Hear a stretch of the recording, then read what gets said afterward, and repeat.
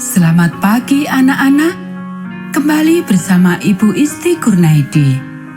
Kita akan mengikuti bacaan Alkitab harian untuk anak. Hari ini tanggal 19 Maret, bacaan Alkitab kita Hakim-Hakim pasal 7. Mari kita awali dengan doa. Bapa di surga, kami akan belajar firman Tuhan. Tolong kami supaya kami dapat memahami firman Tuhan. Dalam nama Tuhan Yesus kami berdoa. Amin. Gideon mengusir musuh. Adapun Yerubbaal, itulah Gideon. Bangun pagi-pagi dengan segala rakyat yang bersama-sama dengan dia. Lalu mereka berkemah dekat mata air Harod. Perkemahan orang Midian itu ada di sebelah utaranya, dekat Bukit More di lembah. Berfirmanlah Tuhan kepada Gideon, "Terlalu banyak rakyat yang bersama-sama dengan engkau itu daripada yang kukehendaki untuk menyerahkan orang Midian ke dalam tangan mereka.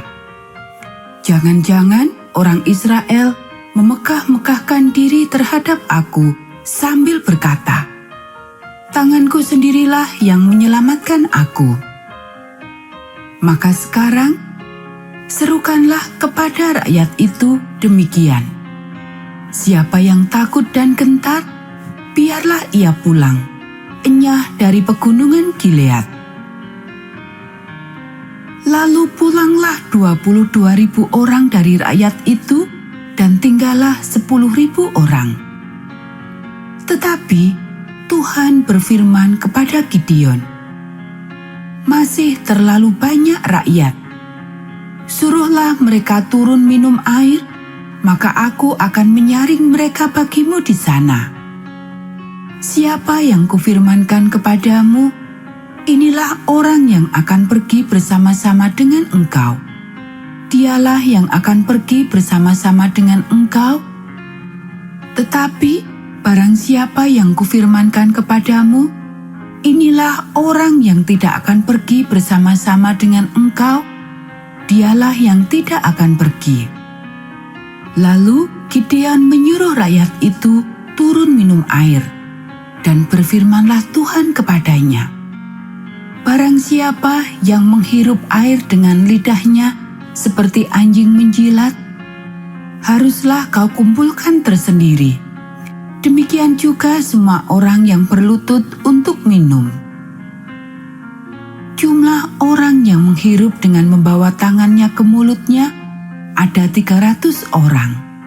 Tetapi yang lain dari rakyat itu, semuanya berlutut minum air. Lalu berfirmanlah Tuhan kepada Gideon, "Dengan ke-300 orang yang menghirup itu, akan kuselamatkan kamu. Aku akan menyerahkan orang Midian ke dalam tanganmu. Tetapi yang lain dari rakyat itu, semuanya boleh pergi, masing-masing ke tempat kediamannya." Dari rakyat itu, mereka mengambil bekal dan sangkakala. Demikianlah seluruh orang Israel disuruhnya pergi, masing-masing ke kemahnya, tetapi ke-300 orang itu ditahannya. Adapun perkemahan orang Midian ada di bawahnya, di lembah. Pada malam itu, berfirmanlah Tuhan kepadanya, "Bangunlah, turunlah menyerbu perkemahan itu, sebab telah kuserahkan itu ke dalam tanganmu. Tetapi jika engkau takut untuk turun menyerbu, turunlah bersama dengan pura bujangmu ke perkemahan itu. Maka kau dengarlah apa yang mereka katakan. Kemudian engkau akan mendapat keberanian untuk turun menyerbu perkemahan itu." Lalu turunlah ia bersama dengan pura bujangnya itu, sampai kepada penjagaan terdepan laskar di perkemahan itu. Adapun orang Midian dan orang Amalek dan semua orang dari sebelah timur itu berkelimpangan di lembah itu seperti belalang banyaknya. Dan unta mereka tidak terhitung, seperti pasir di tepi laut banyaknya. Ketika Gideon sampai ke situ, kebetulan ada seorang menceritakan mimpinya kepada temannya. Katanya, "Aku bermimpi, tampak sekeping roti jelai terguling masuk ke perkemahan orang Midian. Setelah sampai ke kemah ini, dilanggarnyalah kemah ini sehingga roboh dan dibongkar bangkirkannya. Demikianlah kemah ini habis runtuh." Lalu temannya menjawab, "Ini tidak lain dari pedang Gideon bin Yoas, orang Israel itu. Allah telah menyerahkan orang Midian dan seluruh perkemahan ini ke dalam tangannya." Segera sesudah Gideon mendengar mimpi itu diceritakan dengan maknanya, sujudlah ia menyembah. Kemudian pulanglah ia ke perkemahan orang Israel, lalu berkata, "Bangunlah, sebab Tuhan telah menyerahkan perkemahan orang Midian ke dalam tanganmu." Sesudah itu, dibaginyalah ke-300 orang itu dalam 3 pasukan, dan ke tangan mereka semuanya diberikannya sangkakala dan buyung kosong dengan suluh di dalam buyung itu. Dan berkatalah ia kepada mereka, "Perhatikanlah aku dan lakukanlah seperti yang kulakukan. Maka apabila aku sampai ke ujung perkemahan itu, haruslah kamu lakukan seperti yang kulakukan. Apabila aku dan semua orang yang bersama dengan aku meniup sangkakala, maka haruslah kamu juga meniup sangkakala sekeliling seluruh perkemahan itu dan berseru, 'Demi Tuhan dan demi Gideon.'" Lalu Gideon dan ke-100 orang yang bersama-sama dengan dia sampai ke ujung perkemahan itu pada waktu permulaan giliran jaga tengah malam, ketika penjaga-penjaga baru saja ditempatkan. Lalu mereka meniup sangkakala sambil memecahkan buyung yang di tangan mereka. Demikianlah ketika pasukan itu bersama-sama meniup sangkakala dan memecahkan buyung dengan memegang obor di tangan kirinya dan sangkakala di tangan kanannya untuk ditiup, serta berseru, "Pedang demi Tuhan dan demi Gideon."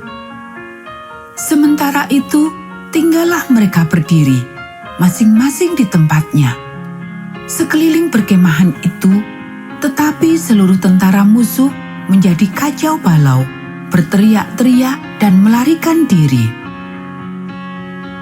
Sedang ke-300 orang itu meniup sangkakala, maka di perkemahan itu Tuhan membuat pedang yang seorang diarahkan kepada yang lain.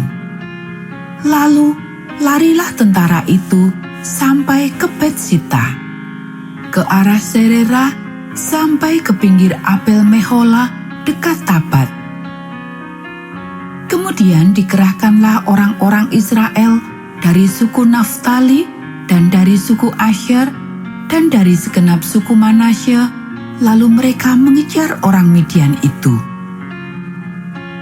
Gideon menyuruh juga orang ke seluruh pegunungan Efraim dengan pesan, "Turunlah menghadapi orang Midian dan dudukilah segala batang air sampai ke Bet-bara dan juga sungai Yordan."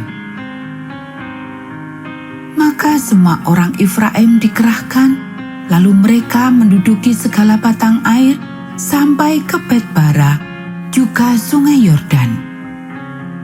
Mereka berhasil menawan 2 raja Midian, yakni Oreb dan Zeb. Oreb dibunuh di gunung batu Oreb, sedang Zeb dibunuh dalam tempat pemerasan anggur Zeb.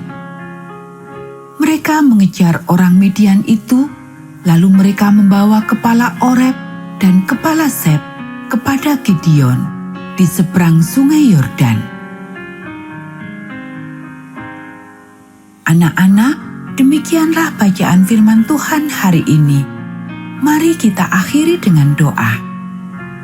Bapa di surga, terima kasih kami sudah belajar firman Tuhan. Tolong kami supaya kami dapat melakukannya.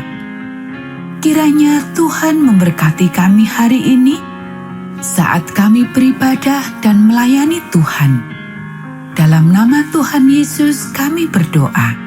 Amin.